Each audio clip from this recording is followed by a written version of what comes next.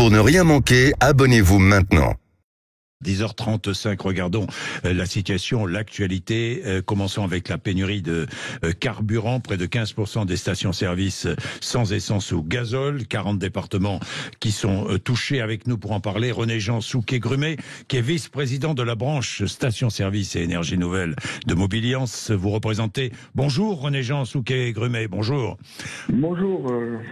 Vous représentez 50% des stations-service françaises, hein?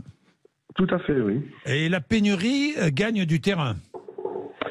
Progressivement, effectivement, ça monte un tout petit peu en puissance. Bon, c'est pas, je dirais que c'est pas une puissance réellement exponentielle, mais ça monte tout doucement, en fait. Bon, actuellement, nous sommes effectivement à 15% de stations-service en manque de au moins un produit.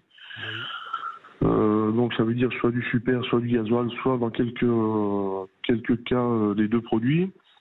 Les deux régions qui sont les plus impactées actuellement sont les Pays de Loire et les Bouches-du-Rhône, enfin les deux départements, pardon. Oui. Voilà. Sinon, globalement, sur le restant de la France, ça se passe plutôt bien. L'approvisionnement dans les grandes agglomérations, pas trop de problèmes pour l'instant, même si on nous a signalé à Paris, par exemple, des stations-service fermées. Oui, alors les approvisionnements sont un petit peu plus compliqués. Effectivement, il y a un peu plus de latence entre les livraisons. Normalement, il devrait. Disons que c'est la chaîne logistique surtout qui se oui, retrouve. C'est le problème de l'acheminement du carburant, parce que du carburant en réserve, il y en a. Il y en a, voilà, tout à fait. C'est plus un problème de logistique dérégulée que. Attendez, j'ai un retour. Oui. Je suis désolé. Qu'est-ce qui vous arrive là? Oui, donc j'avais un espèce d'écho là qui était fort désagréable. Oui, ça j'imagine. Oui, je disais, c'est un problème d'acheminement, c'est un problème de logistique, quoi. Oui, tout à fait. Il y a donc une logistique qui est un peu désorganisée parce qu'il y a une demande qui est un peu effrénée. Ça, c'est lié aux stations qui sont en tension. Bon, quelques consommateurs, quelques automobilistes se sont affolés, ont fait des plans de précaution, voire d'anticipation. Et c'est notamment ce que l'on a eu dans les Bouches-du-Rhône au départ, où on a retrouvé donc des queues énormes des dimanches derniers.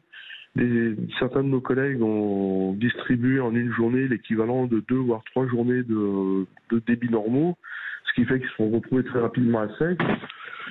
Les automobilistes voyant des stations fermées parce qu'elles étaient à sec se sont dit c'est la pénurie, donc il faut vite qu'on trouve une station pour faire le plein. Et finalement, de fil en aiguille, tout le monde s'est retrouvé à sec. Alors il y a du produit, par contre il n'y a pas suffisamment de camions pour pouvoir livrer, et puis pas suffisamment de chauffeurs non plus. Bien, merci beaucoup René-Jean Souquet-Grumet, merci. Témoignage avec Serge qui est à Marseille. Bonjour Serge. Bonjour. Bonjour Serge. Certaines stations-service sont prises d'assaut? Ah oui, moi j'ai vu des files d'attente qui dépassent les limites de ce que j'aurais imaginé sur l'autoroute.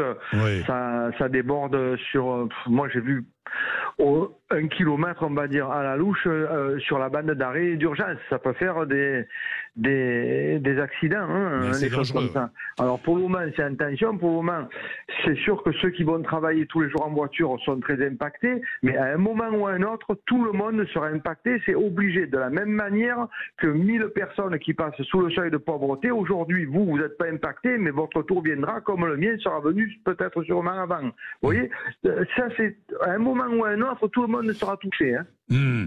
Dans tous les cas, Serge, oui, enfin, tout va dépendre de la situation et de l'évolution de la situation, parce que pour l'instant, il y a des stocks de carburant. Oui, mais donc, il y a des stocks, mais il y a des stocks. C'est un problème d'acheminement, c'est un problème d'acheminement du carburant. Si c'est qu'un problème d'acheminement, comment expliquer que il y a un tel rush, ceux qui ont fait le plein et qui ont rempli des jerrycans, ils y vont pas le lendemain quand même. Mais je suis d'accord avec vous. Est-ce que l'on devrait interdire le remplissage de jerrycans?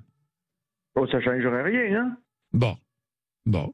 Ça changerait. Moi, je pense pas que ça changerait grand-chose parce que la majorité ne remplissent pas les jerrycans. Hein. Ça, c'est quelque... à mon avis, hein, c'est quelque farfelu. Hein, bon, parce qu'ils ne se rendent pas compte qu'une fois qu'ils auront consommé ça et qu'il n'y en aura plus, qu'est-ce qu'ils feront? Oui. Bon, merci Serge, dans tous les cas. Hein. C'est sympa d'avoir appelé. Merci. Et j'aime vous appeler, vous nous dites ce qui se passe. Alors, ce qui se passe, par exemple, dans les aéroports. J'en parlais ce matin. Problème de kérosène dans les grands aéroports parisiens, Orly et Roissy. Roissy. Et puis, il y a aussi des manifestations auprès de l'aéroport, tout près de l'aéroport de Roissy, qui semble bloqué actuellement. Félix Mathieu. Des manifestants, oui, bloquent le terminal numéro 1 de l'aéroport Roissy-Charles de Gaulle avec des bouchons qui commencent à se former forcément aux alentours. Conséquence, des voyageurs obligés de terminer à pied leur trajet vers l'aéroport en traînant leurs valises sur les routes d'accès autour de Roissy-Charles de Gaulle. Situation confuse, le blocage pourrait bien se lever, cela dit, dans les heures qui viennent, vu que les manifestants sont attendus pour défiler en début d'après-midi. Et imaginons les touristes. Ah oui, qui ont un avion à prendre. Welcome. Et puis, problème de kérosène, de réserve en kérosène dans les aéroports parisiens. Il est 10h40. Il est 10h40. Il est 10h40, 11h moins 20. Je vais revenir sur l'intervention d'Emmanuel Macron hier. Tiens, je regardais un chiffre, 10 millions de téléspectateurs entre TF1 et France 2 hier à 13h. C'est un chiffre très élevé pour cette heure de la journée à 13h. Très élevé, beaucoup plus important ce chiffre que sa récente interview sur France 2 le soir. 10h41. Emmanuel Macron a dit hier... Qu'est-ce qu'il a dit hier ?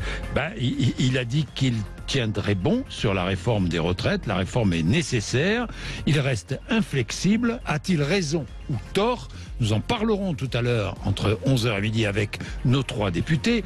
Mais il a aussi dit autre chose hier. Il a dit qu'il préparait une taxation des super-profits et il veut aussi conditionner le versement du RSA à 15 à 20 heures d'activité hebdomadaire. Nous allons aller dans l'Aveyron où l'expérience RSA conditionnée à 15 ou 20 heures de travail, d'activité, plutôt que de travail, d'activité hebdomadaire, l'expérience est en cours.